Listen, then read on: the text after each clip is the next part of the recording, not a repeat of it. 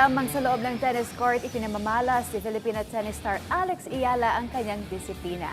Maingat niya ring minamanage ang kanyang mga kinikita sa kanyang buong professional circuit para sa kanyang kinabukasan. Para sa detalye, narito ang report ni Paulo Salamatin.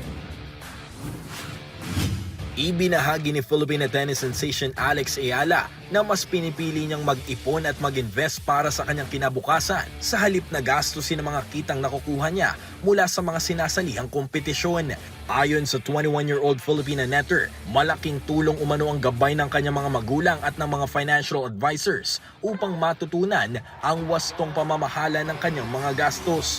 Ang mga usapin patungkol sa kanyang mga kita ay matapos makamit ni Ayala ang pinakamalaking prize money sa kanyang WTA career matapos ang makasaysayang pag-abot sa ika-4 na round ng Wimbledon Championships kamakailan kung saan nag-uwi siya ng kabuang 309,000 British pounds o humigit kumulang 25.39 million pesos. Ngunit aminado rin ang Filipina ace na kailangan niya ring biyayaan ang kanyang sarili matapos ang kanyang magandang kampanya at paghihirap sa mga sinalihang kompetisyon. Kasalukuyang nasa Pilipinas si Ayala para sa ilang homecoming activities at fan events kasunod ng kanyang makasaysayang kampanya sa Wimbledon. Kamakailan din siyang pinarangalan sa Malacanang matapos pagkalooban ng presidential citation bilang pagkilala sa kanyang mga naging tagumpay sa international tennis scene. Paulo Salamatin para sa Atletang Pilipino, para sa Bayan.